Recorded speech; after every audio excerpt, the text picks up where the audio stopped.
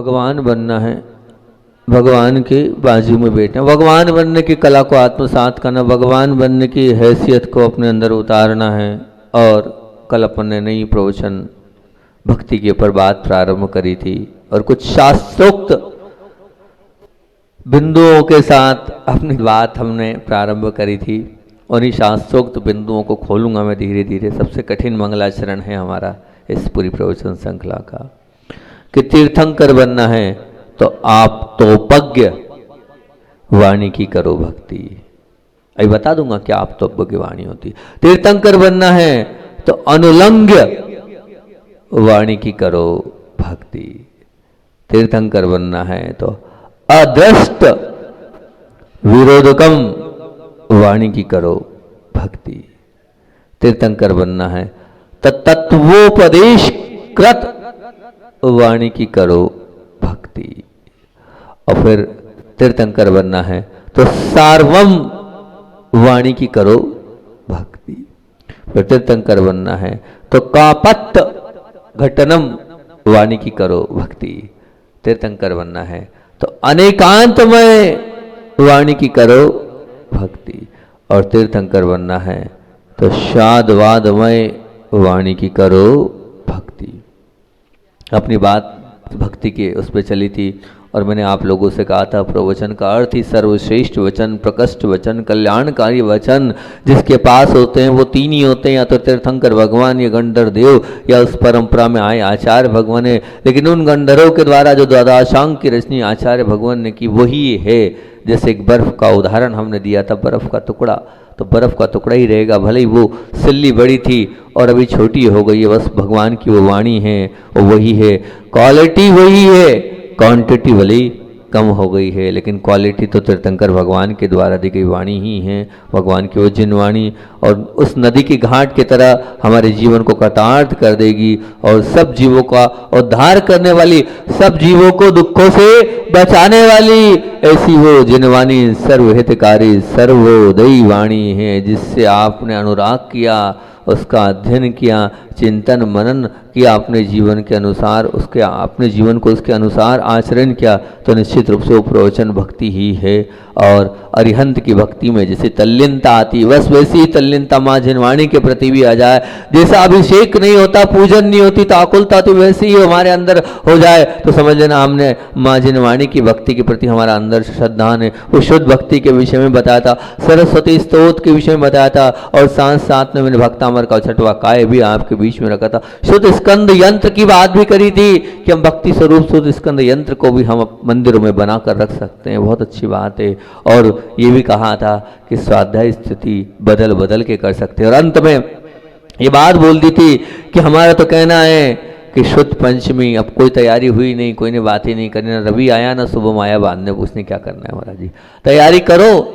और शुद्ध पंचमी पर एक बहुत बड़ा बासा दिगंबर जैन समाज के तत्वाधान में वो कार्यक्रम हो, कहीं हो, उससे क्या लेना देना, लेकिन तत्वाधान तो बासा जैन समाज का हो सकता है, युवा वर्ग का हो सकता है, और बालिका मंडल का हो सकता है, महिला मंडल का हो सकता है। और वह जो है उसका पूरा आप जितना प्रचार प्रसार करना चाहो कहो। महापौर महोदय कल आए थे, उनने कह दिया कि जो चाहिए हम दे देंगे, कहीं कोई कमी नहीं हैगी। हाँ, विकल्प नहीं करो। तो अब वो तो जो है अगर आप चाहें तो वो प्रतियोगिता आप रख सकते हो जिसमें जिनवाणी के ऊपर स्वरचित, ध्यान रखना, लेकिन रचना स्वरचित होना चाहिए, पर रचित नहीं। स्वरचित रचना पर आप अगर मान लीजिए बहुत सुंदर सी, क्योंकि अगर मान लो एक ही भजन सब गाएंगे तो फिर हम कैसे चॉइस करेंगे, तो स्वरचित कुछ नई प्रस्तुति, कुछ नई स्तुति हो जाए, ऐसी कोई भजन संग जो है भजन हो, स्तुति हो, जिनवाणी के प्रति जो अहोभाव के साथ अंदर से वाणी निकले, वो अगर प्रक्रिया हो जाए तो बहुत अच्छी बात है, ऐसा मेरा कहना है। और बाकी देश में और भी लोग जो मेरी बात सुन रहे हैं इस कार्य के लिए, जिनवाणी प्रवचन भक्ति के इस प्रवचन से अगर कुछ थोड़ा बहुत उनको आ रहा है समझ में, तो इस क्रिया से जुड़कर इस कार्य को आगे बढ़ाएं और इस कार्य को बहुत अच्छे से करें। तीर्थंकर बनने की कला में आप ये मान के चलना, एक भक्ति है, प्रवचन भक्ति, मात्र अध्ययन करना ही नहीं, उनका पूरा का पूरा ध्यान रखना भी ये प्रवचन भक्ति के अंतर्गत ही आता चला जाएगा, जो आपके जीवन की सार्थकता को, ये भक्ति आपके जीवन की उत्कृष्टता को लेते आते चली जाएगी। जिनवाणी वह दीपक है जिसके प्रकाश से हम चाहें तो अपनी खोई हुई आत्मनिधि ढूंढ सकते हैं, हम अपने आप को प्राप्त कर सकते हैं। वो जिनवाणी है। अभी हमने अपने आप को प्राप्त नहीं किया। अगर हम अपने आप को प्राप्त करना चाहें तो उस निधि के साथ जुड़कर हम अपने आप को प्राप्त कर सकते हैं, क्योंकि जिनवाणी के प्रति अनुराग रखने से, उसका सही सही अभ्यास करने से वर्तमान जीवन में क्या होता है। तो मैं मानता हूं कि जिनवाणी का अध्ययन करने से वर्तमान जीवन में सबसे बड़ी बात तो सहजता आ जाती है। वो जिनवाणी हमें सहजता का पाठ पढ़ाती है, वो जिनवाणी हमें सरलता की ओर ले जाती है, वो जिनवाणी हमें संवेदनशीलता की ओर ले जाती है। अगर सच में अगर जिनवाणी का हमने अभ्यास किया है, जिनवाणी को अपने जीवन में उतारा है, तो वो सहजता आनी चाहिए। वो जो वाणी है वो सहजता ले आएगी। बस जो हो रहा है उसे एक्सेप्ट करने की वो ताकत हमारे अंदर जाएगी, बड़ी सरलता आ जाएगी। अगर जिनवाणी का हमने अध्ययन आंदोलन किया है तो जीवन सरल बन जाएगा, जीवन कठिन नहीं होगा, जीवन दुरूह नहीं होगा, जीवन दूसरों के लिए परेशान करने योग्य नहीं बनेगा। बिल्कुल सरलता अपने आप आती चले जाएगी, हम सबके होते चले जाएंगे और सबके होने के लिए वो सरलता आनी चाहिए। हम इतने कठिन ना बने कि कोई हमारे से जुड़ ना पाए, नहीं, बिल्कुल नहीं। हमसे और अपने आप से सबको जुड़ना है तो बहुत सरल बनना होगा, एकदम सरल। जैसे वो सरलता ही, कैसी सरलता? कहते हैं वो सरलता जिसकी सरलता के साथ पूरा संसार साथ हो जाए, वो कहलाती है सरलता। बस अगर आप सरल हैं तो आपके साथ पूरे लोग खड़े हैं, और आप अगर सरल नहीं हैं तो निश्चित मान के चलना, अगर आपसे लोग कट रहे हैं, इधर उधर हो रहे हैं, तो आप सरल नहीं, अपने जीवन को सरल बनाएं। और तीसरा, जिनवाणी अगर अध्ययन करते हैं तो निश्चित संवेदनशीलता आ जाती है। संवेदनशीलता मतलब ये कि थोड़ा भी सामने वाले को कुछ होता है तो ऐसा लगता है कि मुझे कुछ हो गया है, ये मुझे पीड़ा हो रही है, मुझे तकलीफ हो रही है। ये संवेदनशीलता अपने आप आ जाती है। जिनवाणी के अध्ययन वाचन करने से आप संवेदनशील हैं तो ये मानना जिनवाणी आपके जीवन में उतरी है। और अगर पढ़ने के बाद भी संवेदनशीलता नहीं है तभी जिनवाणी सिर्फ आपने पढ़ी है, उतरी नहीं है, अभी उतार नहीं पाए हो आप जिनवाणी को। ये गुण होना चाहिए, सरलता, सहजता और संवेदनशीलता। ये माँ जिनवाणी की अभ्यास की उपलब्धि को आप मानते चले जाएं। ये है तो हमने जिनवाणी को माना है और पूजा है। यही प्रवचन भक्ति का सार है। जिनवाणी के प्रति पूज्यपना हमारे अंदर विद्यमान है तो निश्चित जिनवाणी को हाथ जोड़कर बिल्कुल सुनना चाहिए, विनय पूर्वक सुनना चाहिए और मौन पूर्वक सुनना चाहिए। जहां जिनवाणी चल रही है वहां जिनवाणी अगर अध्ययन चल रहा है तो इतनी विनय तो होनी ही चाहिए आपकी कि हम वहां मौन रहें, घर गृहस्थी की हंसी मजाक की हैं खेंके ठेठे ना करें। अगर हम कर रहे हैं तो क्या कर रहे हैं? वो जिनवाणी की अभिनय कर रहे हैं। निश्चित शास्त्र सभा जहाँ होती है, प्रवचन सभा जहाँ होती है, वहाँ विकथा नहीं होनी चाहिए। अगर हम प्रवचन भक्ति में लीन है तो जिनवाणी की सभा में किसी प्रकार की इस प्रकार की कथा ना हो जिससे हम भी परेशान हो और दूसरे भी अपने आप में अपना धर्म ध्यान नहीं कर पाए। इस बात को हमें अंतरंग से रखना चाहिए, मौन पूर्वक और हाथ जोड़कर करना चाहिए। आचार्य भगवान धवला जैसे ग्रंथ के लिए कहते थे, नहीं समझ में आए हाथ जोड़कर बैठे रहो। बिल्कुल, बहुत समय तक हम लोग बैठते थे हाथ जोड़कर आंख बंद करके। उससे फायदा यह हुआ एकाग्रता बढ़ी। एकाग्रता बढ़ने के साथ मैंने एक बार बताया था, एक महाराज जी ने नियम लिया था, उनको भूख नहीं लगती थी, उनको पेट की परेशानी थी। उनकी पेट की परेशानी काहे से दूर हुई? जो गुरु की बात मानता है ना, उसके सब परेशानी अपने आप दूर हो जाती। कोई दवाई ने उनकी परेशानी दूर नहीं करी और कोई किसी चीज ने क्या करा, सिर्फ स्थिर होकर बैठते थे ऐसे। 1 घंटे तक उनको कुछ समझ में नहीं आता था, ज्यादा कुछ नहीं। 1 घंटे तक आंख बंद करे या बस ऐसे करके बैठते थे वो, इतनी विनय पूर्वक बैठते थे। इस विनय के माध्यम से उनका कहना ये है कि जो मुझे शारीरिक परेशानी थी वो दूर हो गई। मैंने कहा जिनवाणी माँ की आपने आराधना करी है तो क्यों नहीं होगा। और सच पूछो तो एक बहुत बड़ा एक ये थीम, अगर योग प्राणायाम में जाते हैं इसको महामुद्रा बोलते हैं। ये बहुत बड़ी महामुद्रा है। इससे सब पूरी हम जब इसको जोड़ते हैं और जोड़ने के बाद पूरी की पूरी हमारे एक्यूप्रेशर में भी जाओगे तो हाथ में सब कुछ है, पूरा का पूरे ऑर्गन्स इससे पावरफुल बन जाते हैं बस। और ये जैसे ही हमने हाथ जोड़कर और भक्ति भाव से करके देखा, आप अपने आप को करके देखना, 1 घंटे तक हिलना मत और हाथ जोड़े जोड़े करते चले आना। जब हाथ जोड़ के आप इस प्रकार से भक्ति में लीन हो जाओगे ना, तो निश्चित रूप से बहुत सारी परेशानियां आपकी दूर हो जाएगी। बिल्कुल आचार्य श्री जी स्वयंभू के पाठ में हिलते भी नहीं थे, ऐसे हाथ रहते थे उनके, बिल्कुल 2.5 घंटे के प्रतिक्रमण में ऐसे हाथ रखते थे, बिल्कुल ऐसा, बिल्कुल। इसीलिए तो कोई शारीरिक ऐसी उनको ये कोई परेशानी नहीं रहती थी। तो हम भी आपसे यही कह रहे हैं, ऐसी विनय पूर्वक भक्ति पूर्वक, हम तो धवला में तो बैठते थे, बाकी सामान्य ग्रंथों में आज तक नहीं बैठे, लेकिन बैठो ऐसे हाथ जोड़कर आप जब बैठोगे तो सब अपने एकाग्रता भी बढ़ेगी, शारीरिक निर्मलता भी आएगी और साथ साथ में आपका पुण्य तो बढ़ेगा ही बढ़ेगा। विनय करने से तो फिर मोक्ष का द्वार खुलता है और क्षयोपशम भी अपने आप बढ़ता चलेगा। ऐसे हाथ जोड़कर आप बैठने का प्रयास करो, ये विनय कहलाती है। और नियम ले लो, माँ जिनवाणी का स्वाध्याय हम कर रहे हैं, हम भी कथा नहीं करेंगे, उससे संबंधित चर्चा तो कर लेंगे, लेकिन किसी प्रकार से दूसरी चर्चा को बिल्कुल भी नहीं करेंगे। हाँ, करना भी नहीं चाहिए, अगर कर रहे हैं तो वो ठीक नहीं है। इसलिए माँ जिनवाणी के स्वाध्याय में जितनी गंभीरता रखोगे, जितना अंतरंग से करोगे, और प्रवचन भक्ति कहलाएगी। वो भी जिनवाणी में बार बार कह रहा हूँ, जितना प्रभु की पूजन में आपके लिए तल्लीनता आती है, जितनी प्रभु की पूजन में आप चांदी के बर्तन इकट्ठे करके चांदी के बर्तन लाते हो, भैया हमें काय से पूजन करना है, चांदी के बर्तन में करना है, बहुत व्यवस्थित रूप से करना है, ऐसे करना है, वैसे करना है, अच्छे अच्छे द्रव्य से करना है।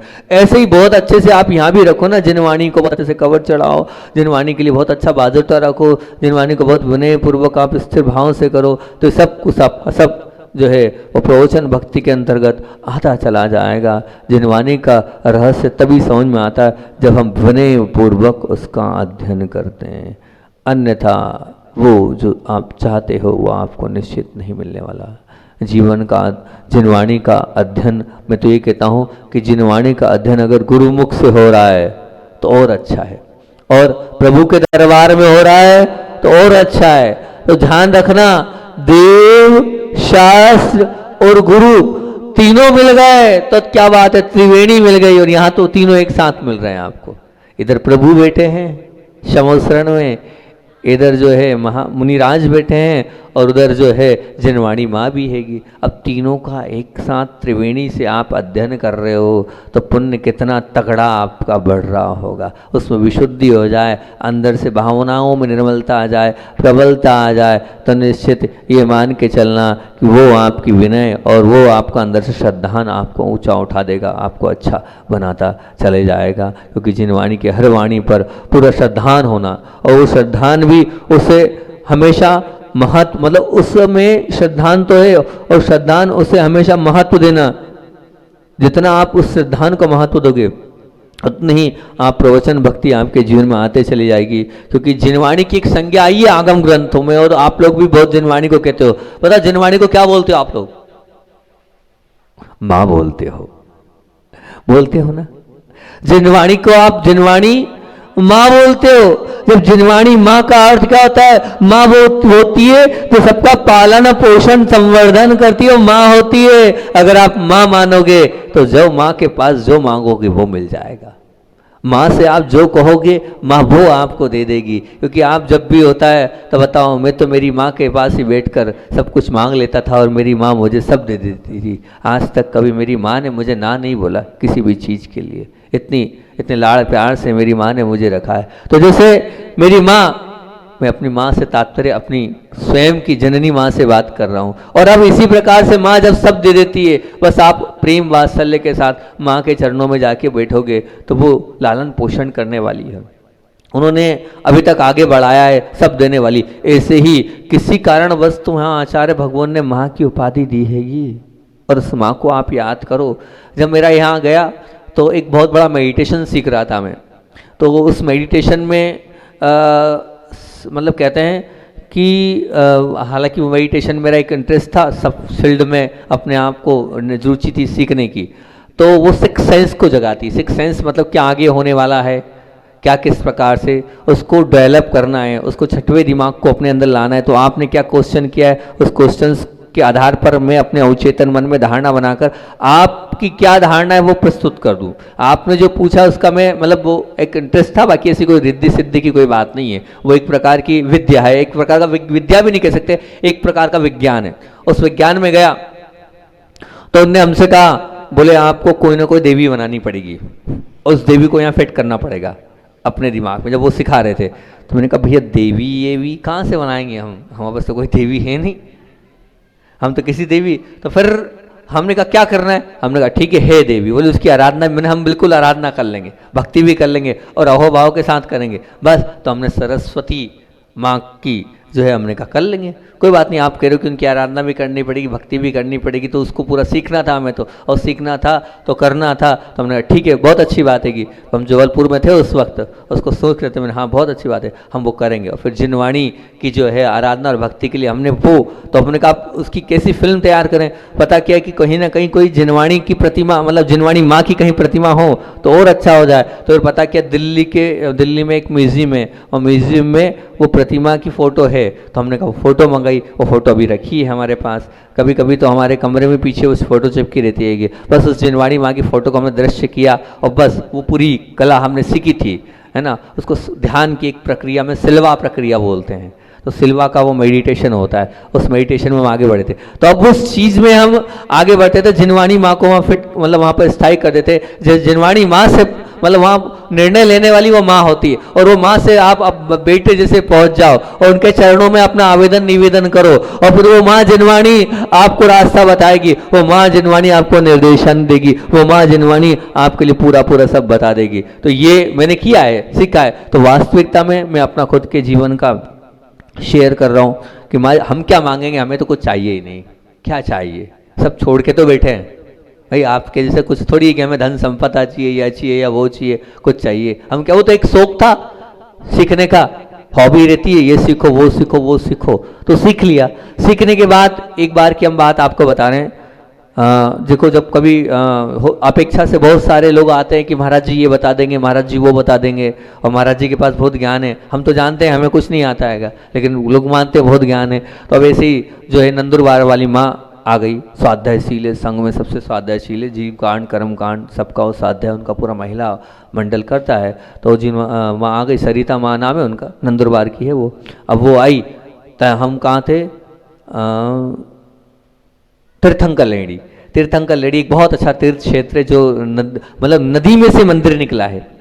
तो जब मैंने सुना कि नदी में से मंदिर निकला है, मतलब नदी थी और नदी का पानी सूख गया, तो उसमें बहुत प्राचीन प्राचीन वो जिनालय जो हैं, कहते हैं चतुर्थकालीन वो जिनालय वहाँ से निकले हैं। तो मेरे बहुत भाव थे कि ऐसा कैसा मंदिर में से, फिर फोटोग्राफ्स मंगाई, वीडियो मंगाई, फिर मेरा भाव हुआ तीर्थंकर लेडी जाना है और देख के आना है और वहाँ रहना है। बस पिछली ठंड इस समय में वहीं था, इस समय में वहीं था। 1 जनवरी पिछले बार की मैंने वहीं करी थी, पिछले वर्ष की, वहाँ पर मतलब पिछले वहाँ की वहीं करी थी मैंने, मतलब 52 गजा के चतुर्मास के बाद सीधे मैं वहीं पहुंचा था, एलोरा के पहले मतलब। और वहाँ पर मैं रहा और वहाँ पर जो है देखा कि कैसे वो बहुत सुंदर तीर्थंकर लेडी के वो भगवान थे, उन पर पूरा प्रवचन भी बहुत सुंदर तैयार किया था मैंने तीर्थंकर लेडी के उस भगवान पे। बहुत सुंदर 2 गुफाएं, उन 2 गुफाओं में बहुत अच्छे अच्छे भगवान हैं, और पूरी नदी चारों तरफ घूम रही, उस नदी में से वो भगवान निकलते हैं, और बरसात में तो वो लगभग पानी में आती है। वहाँ पूरी ठंड में रहकर पूरी साधना करी, और नदी में अलग से जाकर एक झोपड़ी बना ली थी, और झोपड़ी बहुत सुंदर बनाई थी। ऐसी इसी की इस टाइप की पूरी झोपड़ी हमारी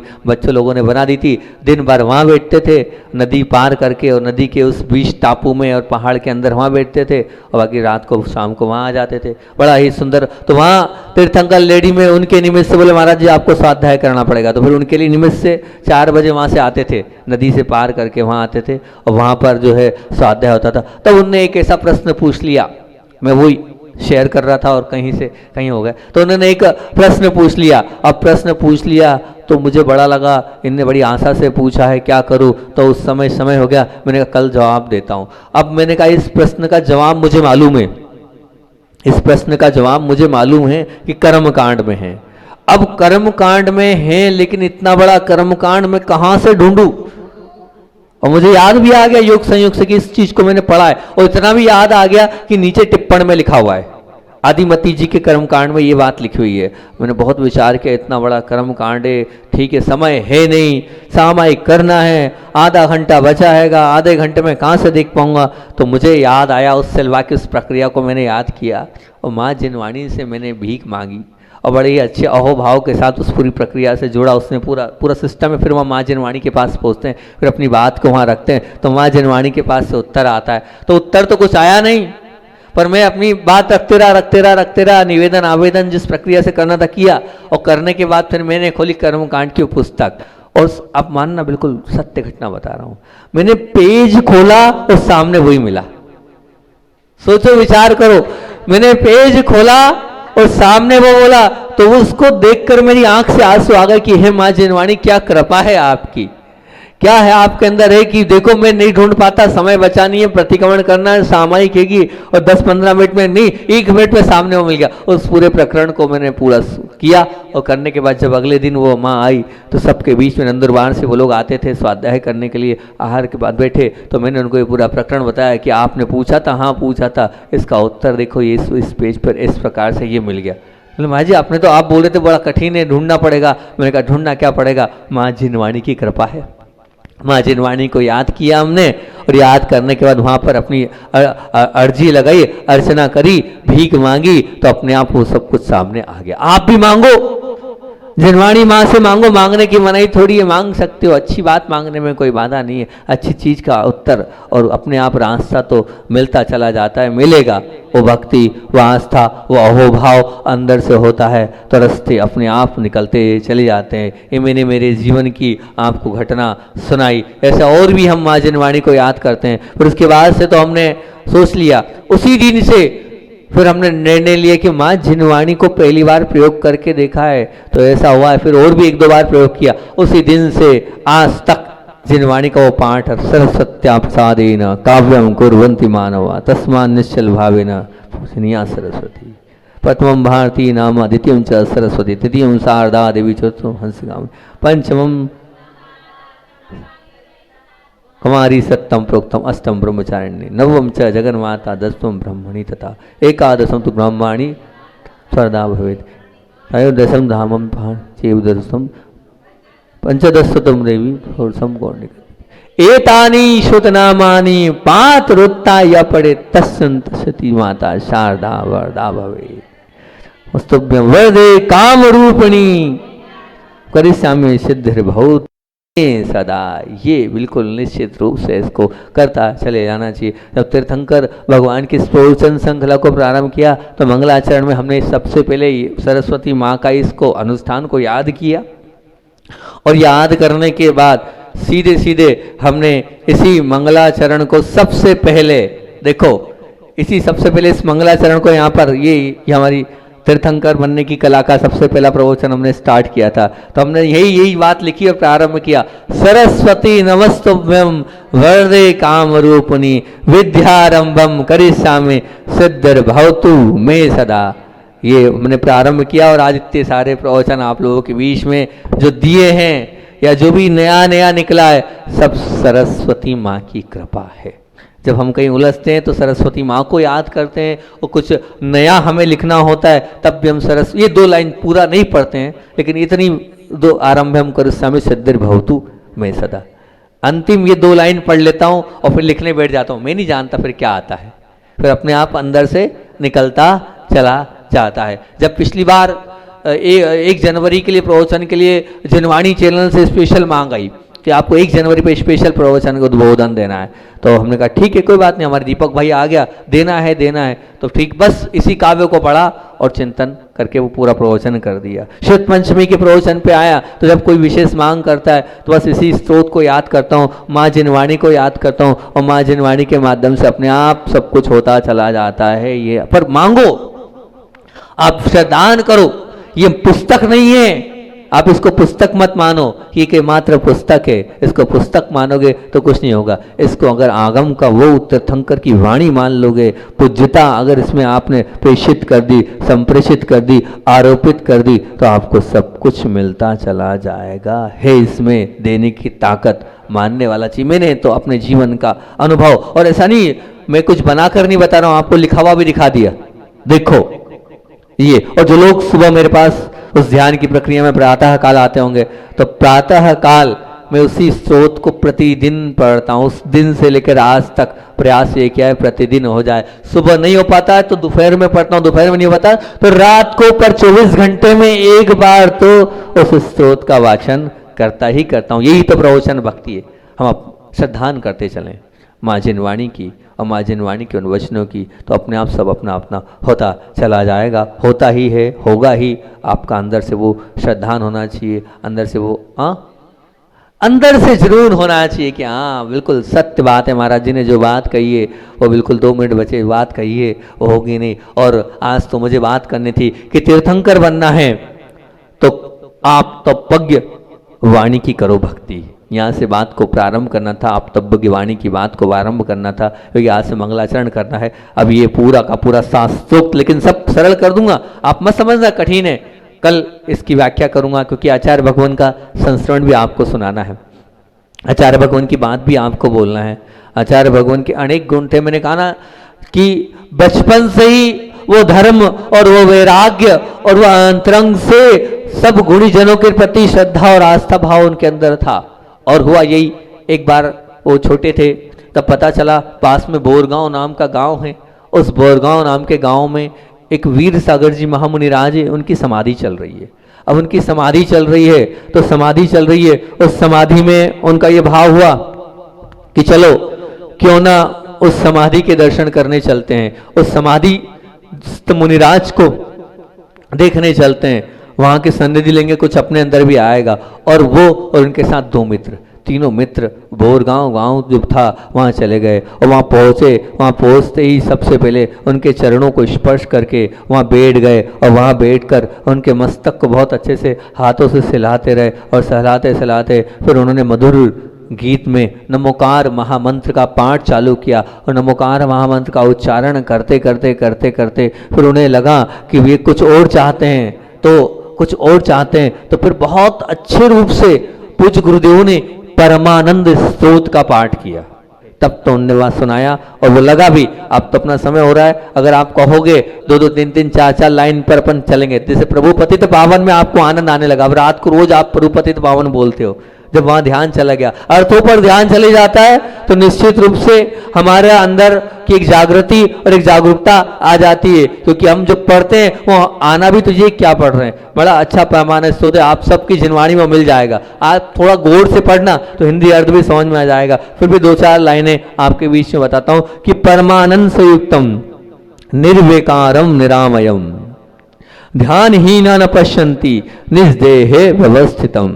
कहते हैं परमानंद संयुक्तम, यानी परमानंद से वो संयुक्त होता है जो क्या उस निर्विकार और निरामय ध्यान, जो निरामय किसकी, निस्देह व्यवस्थितम, जो अपनी आत्मा में व्यवस्थित होता। और ध्यानहीना न पश्यन्ति, लेकिन जो ध्यान करने वाला है उसी को ये दिखेगा, नहीं तो नहीं दिखने वाला है। वो अनंत सुख संपन्नम ज्ञान अमृत पयोधरम अनंत वीर संपन्नम दर्शनम परमात्मना। और वो कैसा है, अनंत सुख से संपन्न है, ज्ञान अमृत को पयोधरम यानी पीने वाला है, और अनंत वीर से संपन्न है, ऐसी दर्शन करने वाली वो परम आत्मा है। आगे और इसकी अपन चर्चा करेंगे क्योंकि समय अपना हो गया हैगा, और इसके बाद क्या समाधि कैसे, इस पर भी अपन चर्चा करेंगे। बोधि समाधि परिमाण परिणाम शुद्धि सात्मोपलब्धि शिशोक सिद्धि चिंता मणि चिंतित वस्तुदाने तम वंदमानश्य ममास्तु देवी।